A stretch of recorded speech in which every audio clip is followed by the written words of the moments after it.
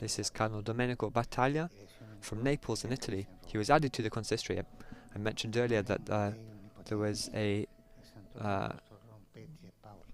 someone named to be cardinal from Indonesia, and he then turned that down, and later Cardinal Domenico Battaglia, who you see here, was added.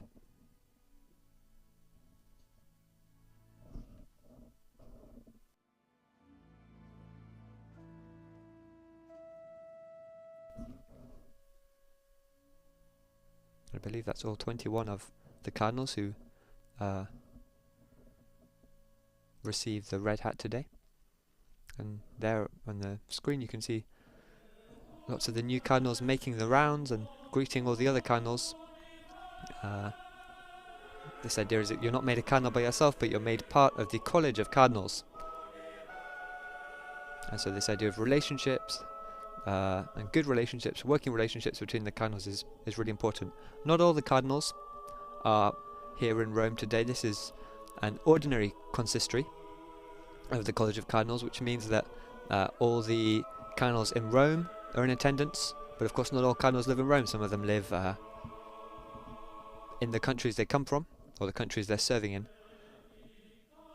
But the new cardinals taking a moment to greet all the Rome-based cardinals that are here today.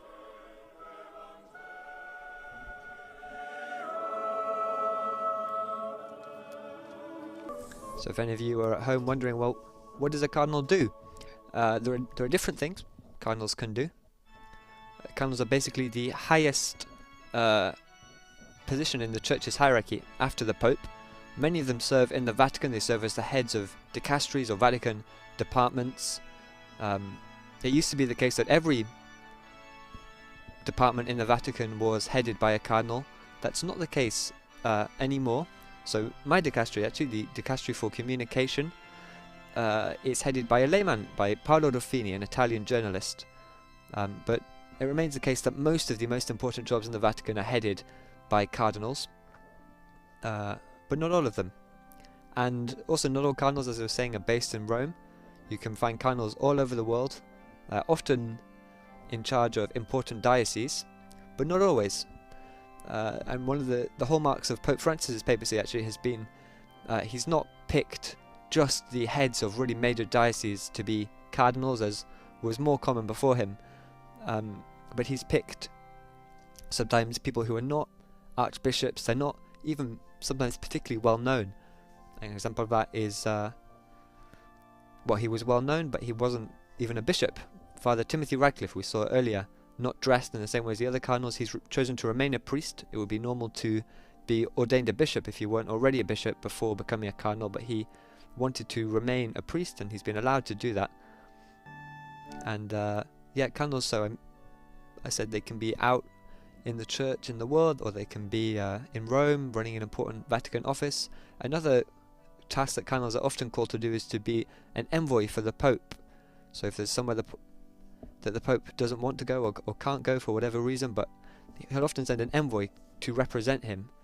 A high-profile example of that recently has been Cardinal Matteo Maria Zuppi, who's the head of the Italian Bishops' Conference, who has been travelling around the world representing Pope Francis on these peace journeys. So the Pope is really concerned about the wars in the world.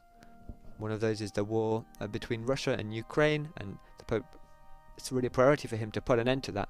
And so Cardinal Zuppi, who I mentioned, has on the Pope's behalf travelled to Kiev in Ukraine. He's travelled to Moscow in Russia. He's travelled to Washington DC, and he's travelled to Beijing.